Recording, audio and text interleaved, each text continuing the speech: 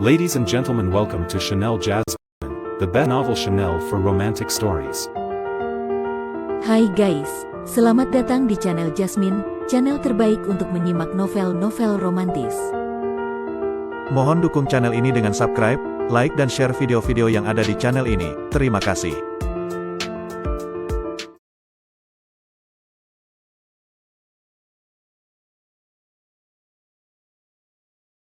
Kaisar Agung Seni Bela Diri bab 1448.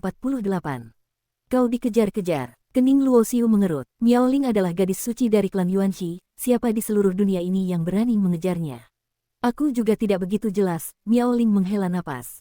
Mengenai jawaban ini, Luo Xiu tidak terkejut. Klan Yuanxi adalah warisan tanah suci yang pernah melahirkan seorang kaisar abadi. Begitu masalah pengejaran gadis suci Yuanxi ini terungkap, tak peduli dari kekuatan manapun lawannya, mereka pasti akan menanggung amarah dan pembalasan dari klan Yuanxi. Tepat pada saat itu, langit di kejauhan kembali terkoyak, membuka sebuah retakan raksasa. Satu persatu pancaran cahaya melesat keluar dari sana, auranya begitu dahsyat. Gawat, itu orang-orang yang mengejarku, wajah Miao Ling berubah. Benar-benar wanita yang merepotkan. Luo Xiu tersenyum pahit. Dengan satu tangan ia mengangkat Miao Ling, dan cakram dao abadi muncul di bawah kakinya. Seketika, ia berubah menjadi seberkas cahaya dan terbang ke kejatuhan. Boom! Seberkas cahaya pedang yang mengerikan menebas ke arah mereka. Lawannya sama sekali tidak berbicara, langsung menyerang tanpa ampun. Weng! Sosok Luo Xiu seketika menjadi kabur. Cahaya pedang yang menebas ke bawah hanya merobek sebuah bayangan, meninggalkan sebuah parit raksasa di gugusan pegunungan di bawah, laksana sebuah ngarai. Segera setelah itu, sebuah tangan besar muncul di angkasa, menutupi langit dan matahari, penuh dengan aura kuno, menekan dari atas ke bawah.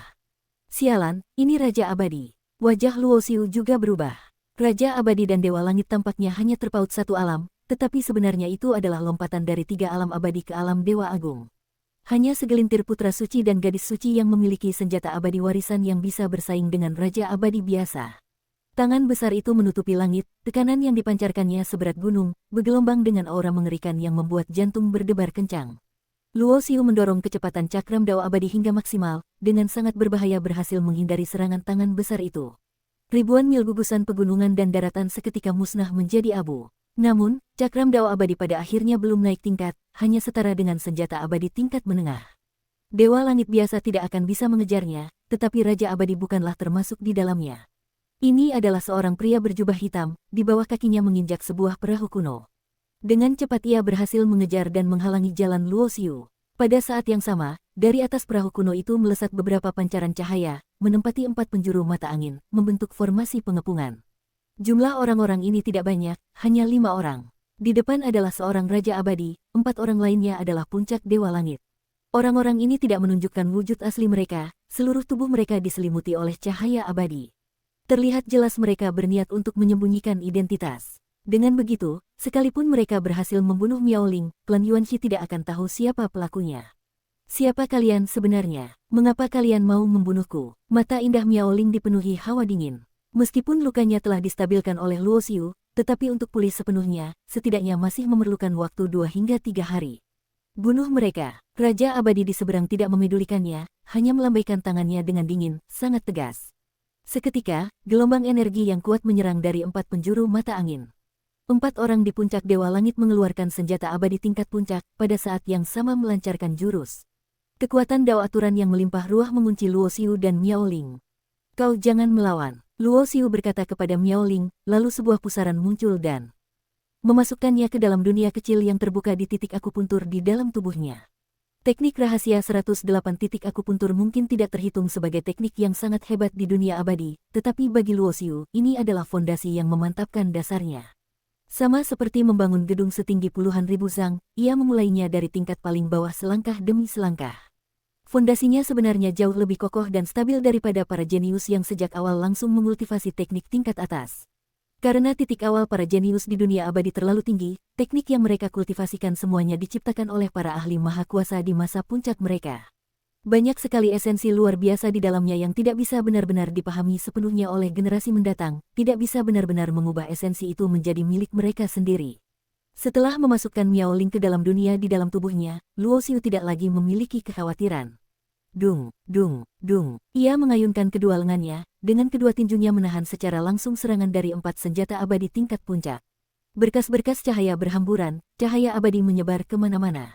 Hanya dalam satu bentrokan, keempat senjata abadi tingkat puncak itu terlempar. Jurus serangan yang mereka lancarkan juga dihancurkan oleh satu pukulannya. Saat ini, Luo Xiu bisa dibilang tidak memandang siapapun. Di matanya hanya ada Raja Abadi yang berada tepat di depannya. Adapun 4 orang di puncak Dewa Langit lainnya, meskipun tingkat kultivasi mereka setara dengan putra suci dan gadis suci dari berbagai tanah suci, kekuatan mereka tidak bisa dibandingkan. Ancaman mereka tidak besar. Anak muda yang sombong, apa kau mau bersaing denganku? Sorot mata Raja Abadi berjubah hitam itu dingin. Di matanya, pemuda di seberangnya ini hanyalah seorang dewa bumi kecil. Meskipun junior tingkat dewa bumi ini tidak sederhana, bisa menahan serangan senjata abadi tingkat puncak dengan tangan kosong, tetapi kesenjangan besar dalam alam kultivasi Dao abadi tetaplah sebuah jurang yang tak terjembatani. Aku hanya akan mengeluarkan 2 jurus. Rambut hitam Luo Xiu berkibar di belakang kepalanya. Kedua matanya saat ini seolah berubah menjadi bintang, cemerlang dan menyilaukan, memancarkan cahaya abadi.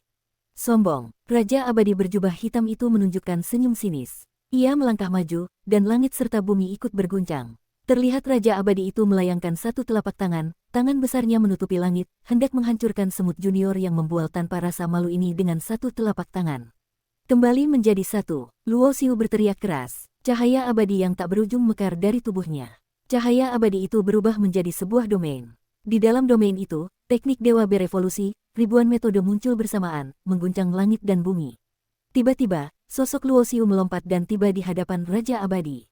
Ribuan metode yang dievolusikan oleh teknik dewa berkumpul di antara telapak dan jarinya, berubah kembali menjadi satu, menjadi keabadian di dunia. Boom! Ini adalah pertama kalinya Luo Xiu beradu langsung dengan seorang ahli tingkat Raja Abadi. Ia mendorong segel kembali menjadi satu hingga ke puncaknya, memancarkan cahaya abadi yang seolah-olah paling cemerlang dan paling abadi di dunia.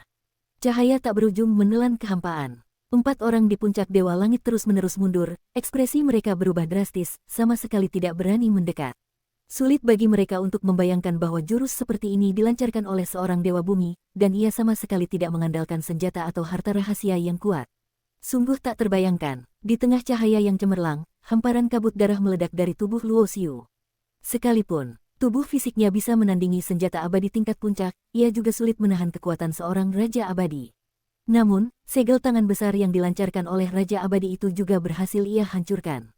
Terlihat gerakannya secepat kilat, sekali lagi ia mendekat, jaraknya dengan Raja Abadi di seberang menjadi lebih dekat.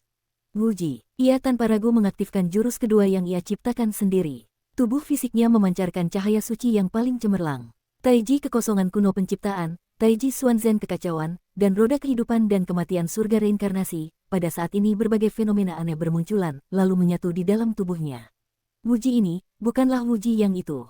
Ia melambangkan tidak ada batas, kekuatan tempur yang tak terbatas. Seketika saat jurus ini dilancarkan, Luo Xiu merasa kekuatan tempurnya menanjak dengan gila-gilaan. Seolah-olah hanya dengan setiap gerakannya, ia bisa mengeluarkan kekuatan yang tidak lebih lemah dari jurus kembali menjadi satu tadi.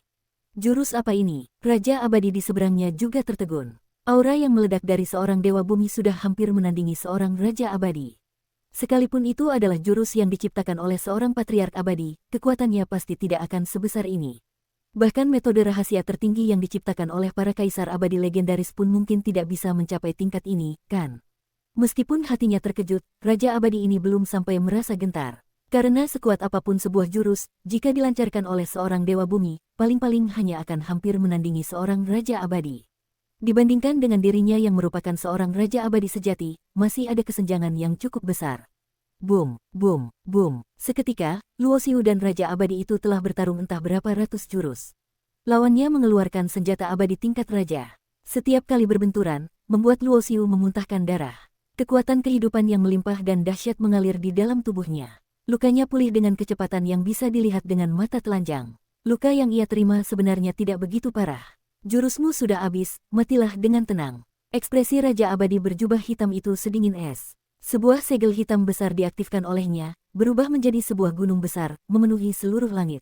Weng! Seketika, seberkas cahaya kelam berwarna hijau kehitaman melesat dari antara alis Luo Xiu. Cahaya kelam itu berubah, menjadi kuali naga iblis. Aura iblis menyembur, berubah menjadi wujud naga, dengan satu raungan mengguncang langit dan bumi. Duung! Gemuruh yang mengerikan bergema. Kuali naga iblis adalah artefak kaisar. Sekalipun tingkat kultivasi Luo Xiu tidak tinggi, tetapi tingkat kualitas kuali itu sudah jelas. Kekuatan satu hantamannya menghancurkan kehampaan, menabrak segel hitam besar yang merupakan senjata abadi tingkat raja itu hingga hancur berkeping-keping di udara. Ini tidak mungkin. Senjata abadi bawaan Raja Abadi berjubah hitam itu hancur. Ia memuntahkan darah, ekspresinya panik, itu artefak kaisar. Kuali yang hilang dari tanah kuno naga iblis itu. Tidak ada yang menjawabnya. Seketika saat ia mengeluarkan kuali naga iblis, pedang pemenggal dewa juga muncul di tangan Luo Xiu. Krat, pedang abadi itu menebas secara horizontal. Cahaya pedang berwarna merah darah menyapu ke 8 penjuru, menyelimuti 4 orang di puncak dewa langit itu. Niat membunuh yang mengerikan menyebar luas. Di antara langit dan bumi seolah terdengar suara rintihan yang menyedihkan, atau seolah-olah dewa kematian sedang membunyikan lonceng kematian. Kekuatan pedang abadi ini sulit untuk ditandingi. Ini adalah sebuah pedang ganas tiada taraf, yang ditempa secara pribadi oleh seorang patriark abadi dari klan Taisang, di dalamnya menyatu dengan teknik terlarang.